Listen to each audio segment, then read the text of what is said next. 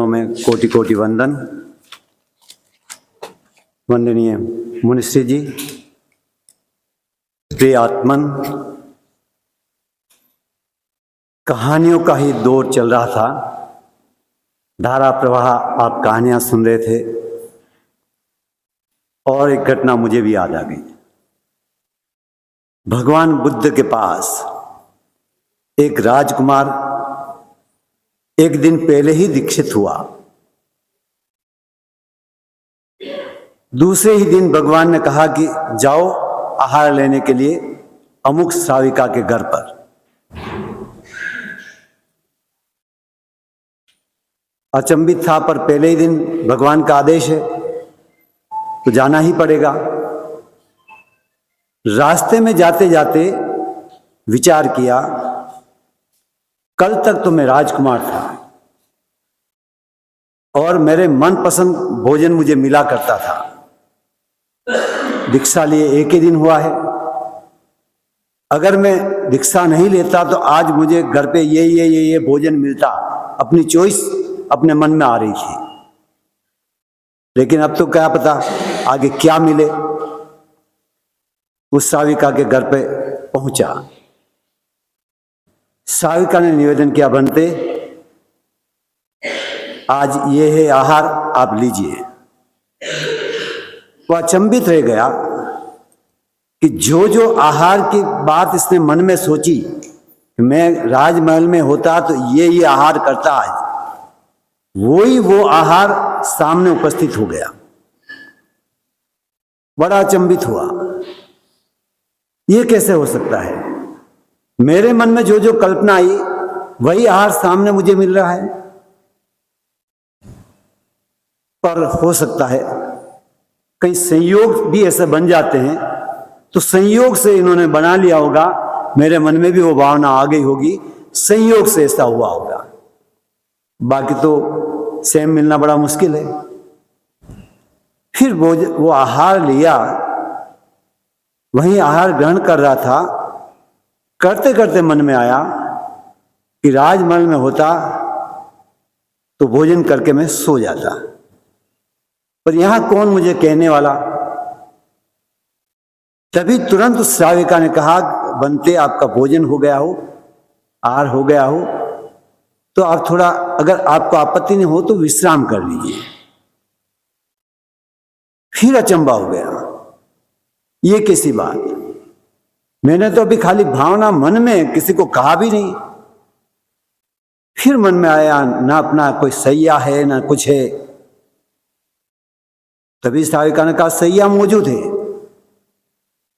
अब जो बात उसके मन में आ रही है वही बात सामने से प्रकट हो रही है। वहां रुका नहीं, तुरंत भगवान के पास रवाना हुआ। वो क्या, बनते कल से मैं उस श्राविका के घर पे नहीं आऊंगा।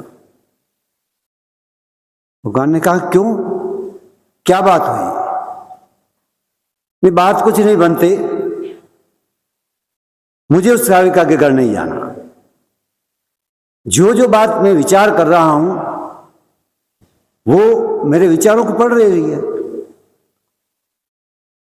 भगवान ने कहा, यही तुम्हारी साधना का हिस्सा है, तुम्हें जाना वहीं होगा। तो भगवान, क्या छुपाऊं आपसे? मैं जिस घर में गया वह श्राविका बहुत सुंदर थी, और जब इतनी बात उसने पढ़ ली तो मेरे मन में उस समय कुछ विकार भी जगे थे, वह भी उसने पढ़ लिए होंगे। अब मैं किस मुंह से उसके घर पे जाऊं? भगवान ने कहा, वो कल की बात थी, आज तुम्हें वापस उसी घर पे जाना होगा। यही तुम्हारी साधना का हिस्सा है, और आज कल की स्थिति में नहीं जाना। आज जब भी जो भी विचार तुम्हारे भीतर उठे, उन विचारों की प्रेक्षा करते हुए जाना, देखते हुए जाना, सोचते हुए जाना, ये विचार उठे क्यों, कहां से आए ये विचार। तुम खाली बस विचारों को पढ़ते हुए जाना। वह दूसरे दिन वापस गया उसी श्राविका के घर, पर कल वाली स्थिति आज नहीं थी। वह सीढ़ियां चढ़ रहा है तो ध्यान है सीढ़ियां में चढ़ रहा हूं। विचार को उठ रहे हैं, वो पढ़ने लगता है कि विचार तिरोहित हो जाते हैं, गायब हो जाते हैं, विचार आगे बढ़ ही नहीं पाते।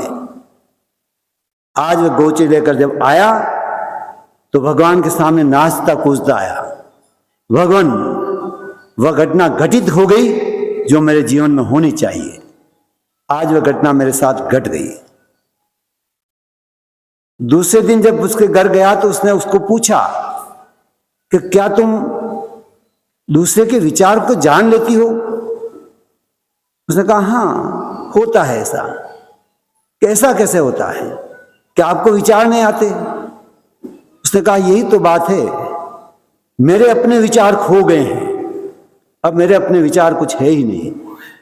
जब मेरे विचार खो गए तो आसपास जो विचार करते हैं लोग, उनके कुछ स्पंदन मेरे पास आ जाते हैं और मैं उनको पकड़ लेती हूं। ऐसा प्रेक्षा ध्यान करने वाले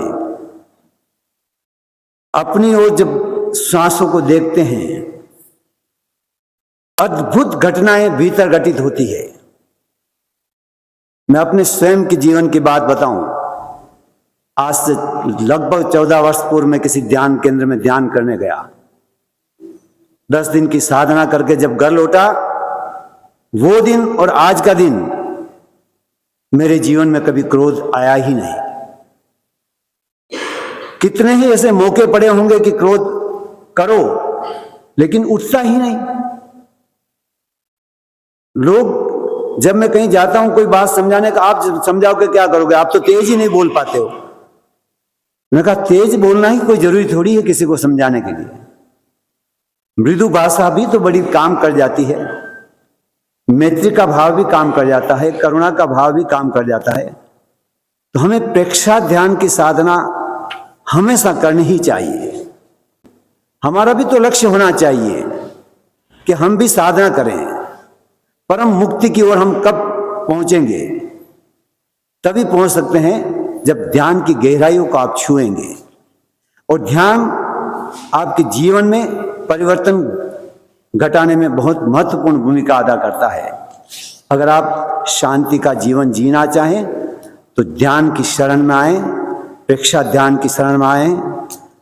गुरुदेव महाप्रज्ञ जी का यह अवदान जन जन का कल्याण कर रहा है, फिर क्यों हम उससे वंचित रहें? आप सभी के भीतर बैठे परमात्मा को मेरा नमन, और आप ध्यान की शरण में आए, इसी आशा के साथ ओम अरहम।